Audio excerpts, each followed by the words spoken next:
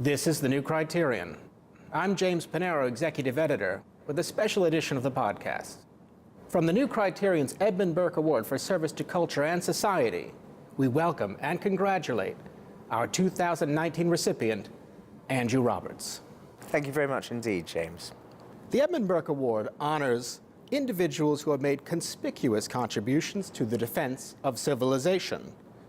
Andrew, you have contributed to this defense not just conspicuously, but joyfully. That's very kind of you. I greatly appreciate that.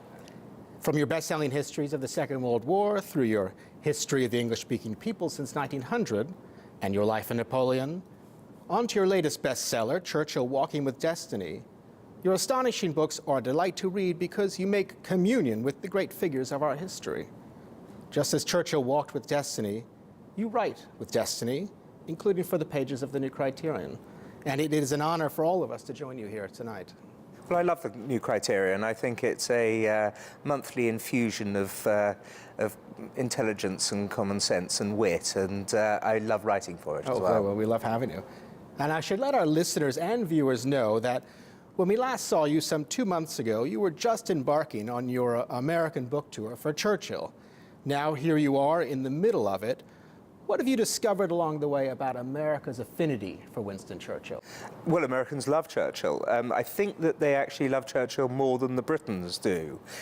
Britons, my countrymen, tend to get hung up on some completely trivial details of Churchill's career, and especially things to do with industrial relations and other, frankly, completely unimportant aspects of him, which you're not. You actually have a perspective that is far more important. You look at the really big issues, the way in which on 3 occasions he got the most important things right during the 20th century with regard to Prussian militarism and the Nazis and the communists. And so actually, if anything, I think this side of the Atlantic has a much more healthy view of Churchill, even than on mine. From Napoleon through Churchill, you write what some may deride as great man stories of history. Well, whatever happened to the histories of great men? Why are such histories challenged today? Because of Marxism and the Whig view of history and the determinists.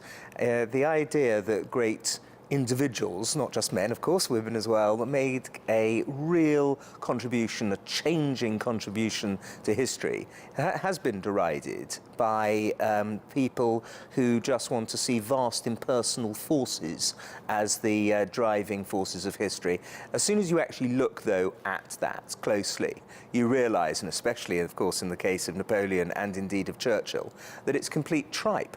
Actually, individuals are vital to history. In fact, history is only the collected experience of millions of individuals. Well, I want to ask about the particular challenge of writing a new history of Churchill. There are already some 1,000 books on the subject.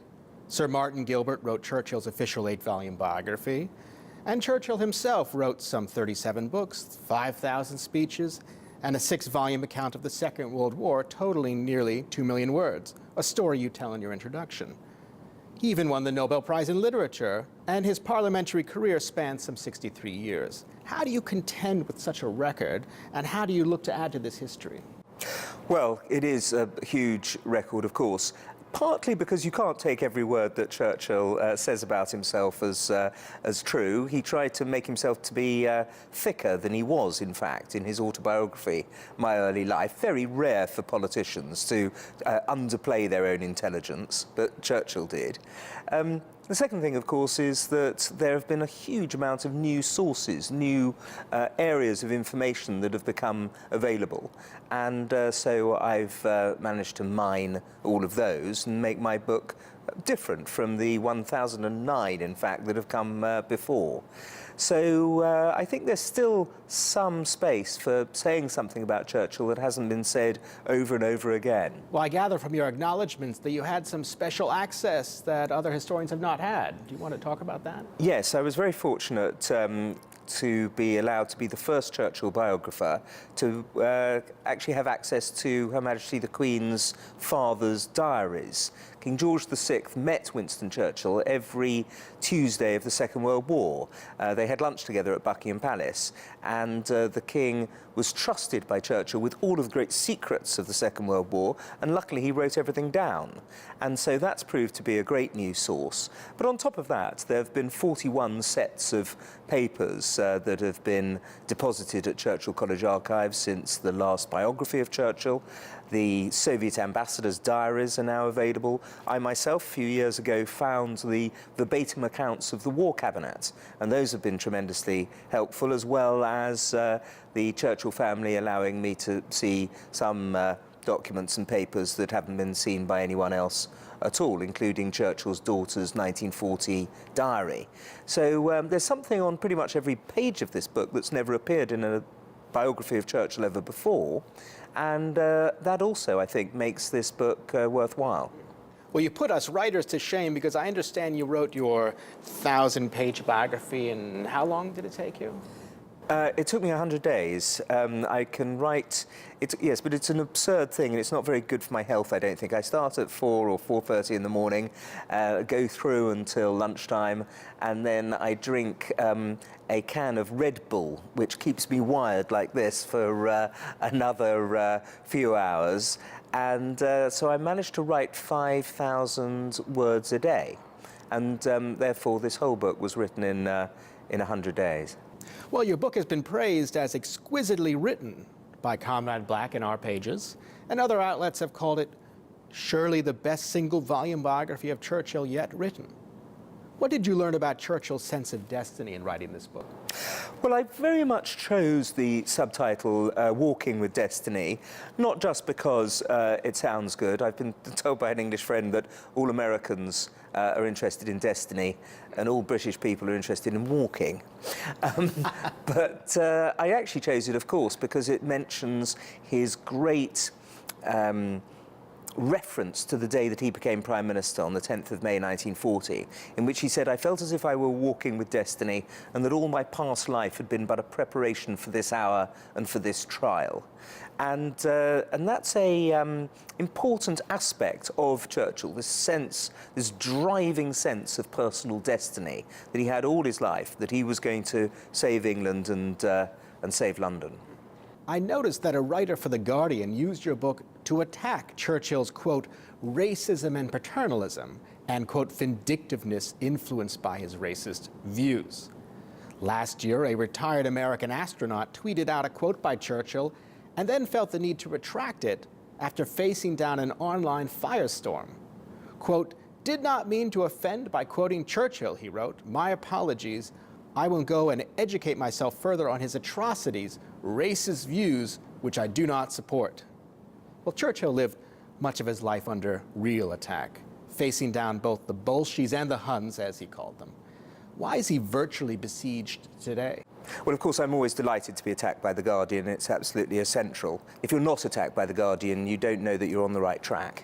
But with regard to the accusations of racism, I think it really is very important to remember that he was born in the same time that Charles Darwin was still alive, and people believed in a hierarchy of races in those days. And however much we know that to be ludicrous and obscene, they thought at the time that it was scientific fact.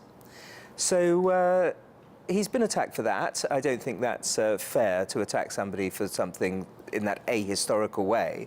But he's also been attacked for all sorts of other things, and many things of which he was guilty. This is not a hagiography. I do attack Churchill on myself, on several of the mistakes, the blunders that he'd made in his life.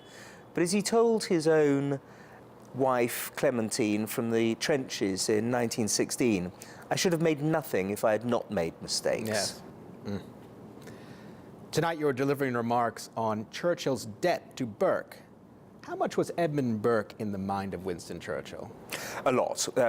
Churchill admired Burke hugely. He read him widely. He quoted him. And I think that Burke's thought affected Churchill's beliefs as well in a profound way. It is not just luck that Churchill again and again quotes from Edmund Burke. You are a writer, a reader, and a friend of the New Criterion. What in particular brings you to our pages? I think it's actually the fact that you are setting yourself athwart history in William F. Buckley's famous phrase. And that's a brave place to be. It really is. And again and again, not just the quality of the writing, although of course that is always attractive, indeed a prerequisite for a successful magazine like yours, but also the sheer moral courage that you show again and again in setting yourself apart. And that's a very Churchillian quality, moral courage. It's not quite the same thing as physical courage. It's something that is vital if you are to keep civilization on track. People have to absolutely be allowed to speak what they see as the truth. And the New Criterion never backs down from that. You have been listening to and watching the New Criterion. From the New Criterion's Edmund Burke Award for Service to Culture and Society, we are joined by our 2019 recipient, Andrew Roberts. Andrew, thank you and congratulations. Thank you very much indeed. It's a great honor.